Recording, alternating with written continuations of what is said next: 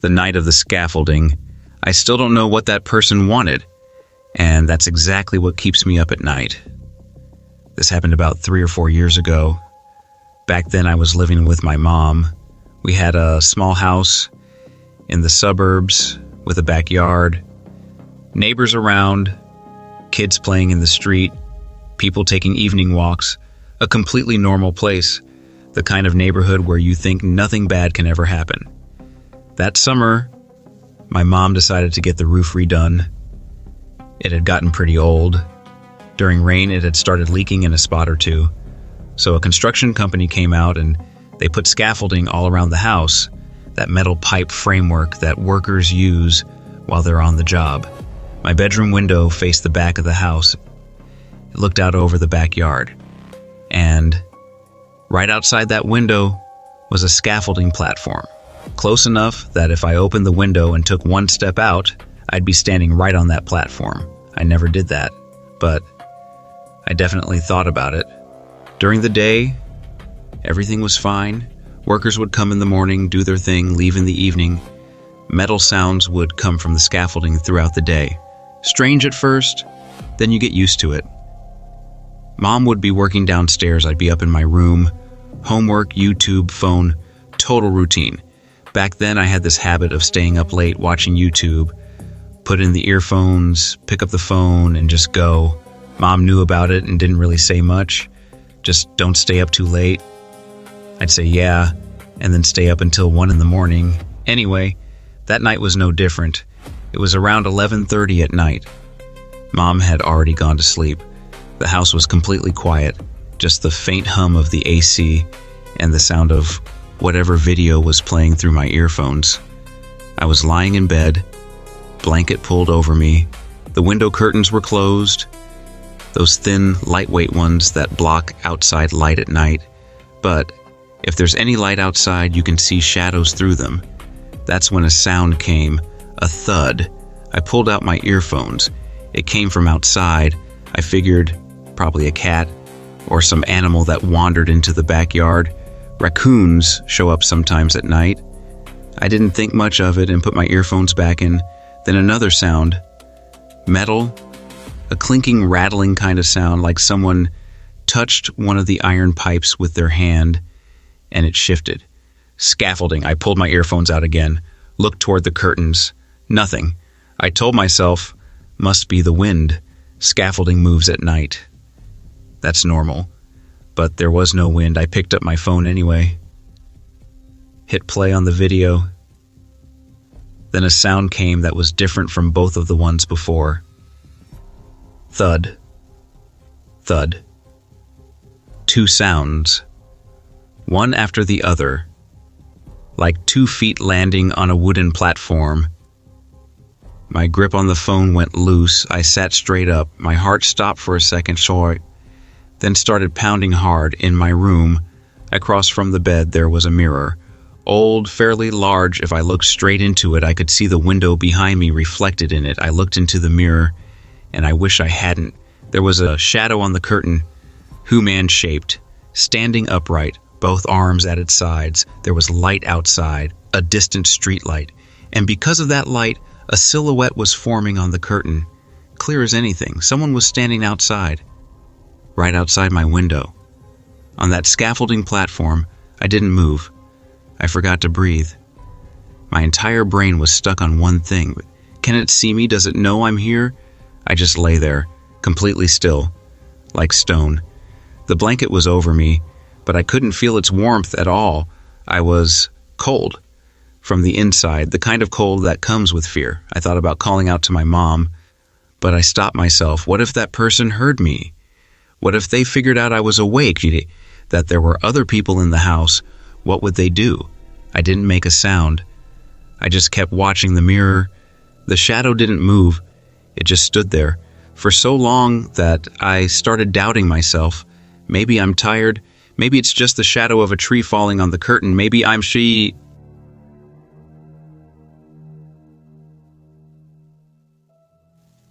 Then something came to me. What if I took a picture? At least I'd have proof that I wasn't losing my mind. I reached over, slowly, very slowly, and picked up my phone from the bedside table.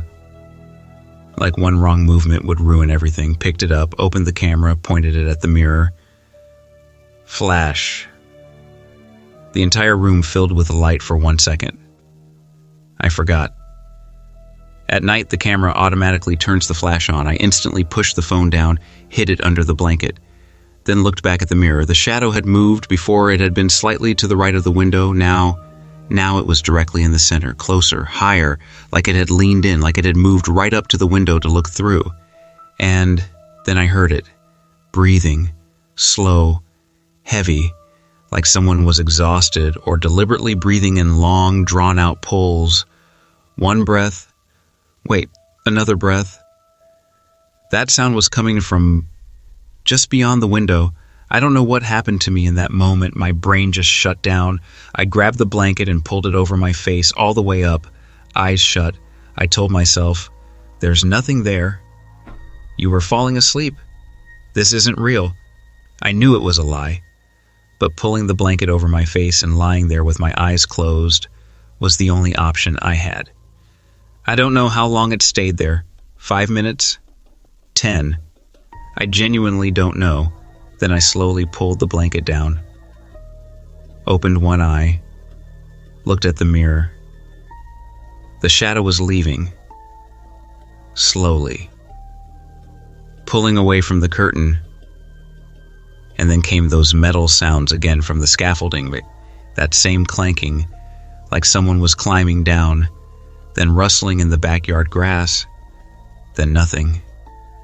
I didn't sleep that night, not for a single second. I picked up my phone and put on comedy videos, put in my earphones, turned the volume up, watched the YouTubers who always made me laugh. I didn't laugh, but hearing their voices made it feel like maybe normal things still existed in the world. That's how I made it to morning. When the sun finally came up and light came into the house, my breathing started to feel normal again. I told my mom. She let the neighbors know. Someone called the non-emergency police line. Officers came, looked at the backyard, checked the scaffolding platform, found nothing. No person, no dropped items. One officer said it was probably someone who wanted to use the scaffolding for a burglary. It happens, he said. Opportunistic burglars, when they saw someone was awake inside, they took off. Maybe that's what it was, but that breathing, those slow, heavy breaths I heard, those didn't belong to a thief panicking and running away. Those belonged to someone who was standing there, quietly and watching. I still don't know what they wanted, and honestly, I don't think I want to know. And the knock in the dark. I still don't understand why I didn't open that door. Maybe it was some instinct, maybe just luck. This was back when I was in my first year of college. I'd moved away from home for the first time, my own place, first real taste of living alone. My parents were back in the Midwest, and I was in a small city in Texas. It was the area right near the university. Old buildings, narrow streets, students everywhere. My apartment was on the second floor, 1 bedroom, a small kitchen, 1 bathroom. That's it. The rent was cheap, which is why I took it. The building was old, hence floors creaked a little, walls were thin, you could hear your neighbors, but I didn't care. It was my own place for the first time, felt like a big deal. That semester I had 1 class that ran at night, Tuesdays, 7:30 to 9, economics. The professor was boring, but attendance was mandatory, so every Tuesday I'd walk back from campus alone at night. The building had no doorman. The main entrance had a lock that opened with a key fob. Inside was a small lobby, some mailboxes, and a staircase. No elevator. That night, I think it was October, and after class I stayed on campus a little while. A friend of mine, Kayla, was in the same class. We sat outside the library for a bit, just talking. It got close to 10 o'clock. "You heading out?" she asked. "Yeah, I'm going to take off." I picked up my bag. Kayla's apartment was on the other side of campus. We went our separate ways. It was cold that night, that October kind of cold, where the days are still okay, but the nights remind you that winter hasn't really left yet. I zipped up my hoodie and started walking. The walk to my apartment was about 15 minutes. I put in my earphones, turned on some music. Nothing out of the ordinary. Passed a couple of students, saw a gas station, that was about it. Got to the building, pulled out my key fob, pushed the door open, walked into the lobby. And that's when I noticed one of the lobby lights was out. The one in the corner, both of them had always been on before. Tonight, just one. I didn't think much of it. Bulb probably burned out. I'd have to mention it to maintenance. I headed toward the staircase. My apartment on the second floor was 2C. There were 3 other apartments in the hallway, 2A, 2B, and 2D. I knew the guy in 2A a little, an older man, Mr. Patterson. Never really talked to the other 2. I got to the hallway. The light up here was also a little off tonight. It was flickering, a faint, slow flutter. I pulled out my keys. Then I stopped. The door to 2D, it was open, just a crack, maybe an inch, maybe 2, but open. No light was coming from inside through that crack. Just darkness. I looked at it for a second. Then figured, probably just blew open from a draft. Old buildings do that. I unlocked my door, went inside, locked it behind me. That night I made something quick to eat. Noodles. Put something on TV. Everything felt normal. I forgot about that cracked open door within 10 minutes. Around midnight I went to bed. Sleep didn't come. No real reason. Just one of those nights where your brain won't settle. I kept shifting around, picked up my phone, put it down, got up to get some water, came back. It was around 1 in the morning, that's when the sound came. A knock at the door. 3 times. Quiet. Evenly spaced. I sat up. 1 in the morning. Who is that? I figured, maybe a neighbor, maybe something's wrong. I got out of bed and walked to the door. Looked through the peephole. The hallway was empty. Nobody there. I watched for another second or 2. The light was still flickering. Because of that, the hallway looked strange, almost like everything was moving in slow motion. But there was no one. I went back to bed. Probably knocked on the wrong door by mistake. 15 minutes later, another knock. 4 times this time. I got up again. Faster this time. Looked through the peephole. Nobody. But this time I noticed something else. The door to 2D. It was completely closed now. I don't know why, but that closed door bothered me more than the cracked open one had. I went back to my room, checked the door lock. Deadbolt was on. Chain too. I reached up and touched the chain with my hand just to make sure. Picked up my phone. Texted Kayla. Hey, you still up? No reply. It was past 1 in the morning. She was probably asleep. I sat on the edge of the bed, ears open, nothing from the hallway. Then, the floor. A faint sound, like someone walking very, very slowly. In the hallway. On the carpet. The kind of sound that only happens when someone is deliberately trying to be quiet. 1 step. Stop. 1 step, stop. It was moving toward my room. I didn't move. Phone was in my hand. I unlocked the screen to dial 911, but stopped. What would I even say? That someone's walking in the hallway. The sounds stopped. Right outside my door. And then, the handle. The door handle moved. Once. Slowly. Like someone checking. My brush. Skop it. The harlemoe agang. Alichle harrier this time. Like they were putting more pressure on it. The deadbolt was on, the chain was on, the door wasn't going to open. But they were trying. I dialed 911. 911, what's your emergency? I said quietly. There's someone outside my apartment. They're trying to open my door. I gave them the address. Sir, Are you safe right now? Is the door locked? Yes. Deadbolt and chain both? Okay, stay on the line with me. Units are on the way. I sat on the floor with my back against the wall, as far from the door as I could get. Phone to my ear, watching the handle. It didn't move again. The hallway went completely quiet. Officers arrived within maybe 8 minutes, knocked on my door, identified themselves. I let them in. They checked the hallway, checked 2D, knocked, no answer, checked the stairwell, checked the lobby, nothing. One officer came back and told me they hadn't found anyone. Could have been a neighbor who got confused about which apartment was theirs. He said, happens more than you'd think. Probably went back inside once they realized. I nodded, thanked them, locked the door again after they left. The next morning I ran into Mr. Patterson from 2A in the hallway. Everything okay last night? He asked. Saw the police. Yeah, I said. Someone was knocking on my door, middle of the night. He got quiet for a second. Then, 2D's been empty for about 3 weeks now. I looked at him. What? Yeah, guy who lived there moved out. Building hasn't re-rented it yet. I didn't say anything. He gave me a look. Not exactly worried, more like he understood something, and went back to his apartment. I stood in that hallway for a moment. 2D's door was right there, closed. No nameplate, no welcome mat, empty for 3 weeks. So whose shadow was in that doorway when I came home? Who had cracked that door open? From the inside, and where did they go? I moved out 2 months later, told myself it was because I found a better place closer to campus, better rent, more space.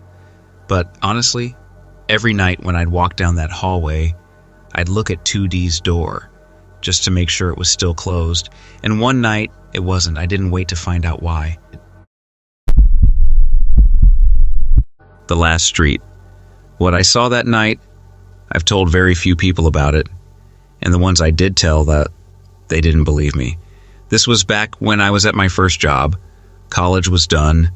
I'd moved back home with my parents. The plan was to save up some money for a few months, then get my own apartment. At the time, I was working at a small marketing firm, downtown office, 9 to 6. Boring, but the paycheck came through. Back then, I had this old Honda Civic. Gray, a little dented, AC would cut out sometimes, but it ran. And at that age, that's really all you need. The drive from the office home was normally about 30 minutes. Take Highway 6, exit onto Ridgemont Road, then my street. Everyday routine. That night, I think it was March, or maybe early April, I had a coworker named Derek. It was his birthday. Some people from the office went to a bar. I didn't go. I had to drive, but we did the cake thing at the office, talked for a while. It was close to 8 by the time I headed out, walked to my car in the parking lot. It was still cold, that March kind of cold where the days feel warm, but the nights remind you that winter hasn't completely let go yet. Started the car, turned on the radio, pulled out. The highway was normal, traffic was light, rush hour was long over. I was in the left lane, listening to music. The Ridgemont Road exit came up. I took the turn. This road is a little old. 2 lanes, trees on both sides, not many streetlights. During the day, it's completely fine. At night, it gets dark. I was on that road, maybe halfway through, when I saw something up ahead, on the side of the road. A man was standing there. At first, I figured his car had broken down. That happens. Someone pulls over and waits on the side for help. I slowed down a little, but there was no car near him. He was just standing there, on the side of the road, in the dark. As I got closer, my headlights lit him up. A man, dark jacket, jeans. His face was turned toward me. I slowed down, almost to a stop. He raised his hand. Hitchhiking. I thought about it for a second. 8 o'clock at night. Deserted road. No car anywhere near him. Standing in the dark, I accelerated and drove past. As I got further down the road, I felt a little guilty. Maybe he genuinely needed help. Maybe his phone was dead, but picking up a stranger on a dark road alone at night? No, I couldn't do it. I turned up the radio volume, got home, parked the car, went inside. Mom had dinner waiting. I ate, watched some TV, went to sleep. Next day at the office, I was talking to Derek. "Make it home okay last night?" he asked. He always asked that. "Yeah," I said. "Just, there was this guy on Ridgemont Road, hitchhiking, at night." Derek made a slightly strange face. "On Ridgemont? At night?" "Yeah, why?" He didn't say anything, just, "Man, nobody's ever out on that road at night. There's nothing around there." I laughed it off. 3 days later, same road. I was heading back a little later than usual, close to 9. There'd been a presentation at the office that ran long. Took the turn onto Ridgemont Road. Headlights ahead. Road empty. I let out a long breath. Drove forward on the road. I was about halfway through when my eyes went to the rearview mirror. And what I saw after that, I never took that road again. In the mirror, in the back seat, there was a shadow. I hit the brakes. The car jerked to a stop. I spun around in my seat. Nothing in the back. Empty seat, empty road. But for 1 second, just 1 second, there was something in that mirror. I know it for a fact. It was a darkness shaped like a person. In the seat. My hands were shaking on the steering wheel. I didn't drive forward. I made a U-turn, got back on the highway, took Oak Street home. Mom asked, "Why are you so late? And are you okay? Why do you look like that?" "Just traffic," I said. I didn't tell her anything. Told Derek the next day. He was quiet for a moment, then, "Are you sure about this?" "Yes." Maybe it was some kind of light reflection. Mirrors do that. Derek. What? It had a shape, like a person. He didn't say anything after that. A few weeks later, I did a little digging about that area. Local news, old articles. Didn't find much, but I came across an old post on some local forum, about 5 years old. Someone had written, "There's a man who shows up on Ridgemont Road at night. Always the same spot. Never has a car with him." Someone had replied in the comment section, "There was an accident on that road. Long time ago. A man's car broke down. At night, nobody stopped. I don't know if that was true or not. I don't know what I saw in that mirror that night. But I don't go on Ridgemont Road anymore. And if I ever have to, I don't look at the rearview mirror.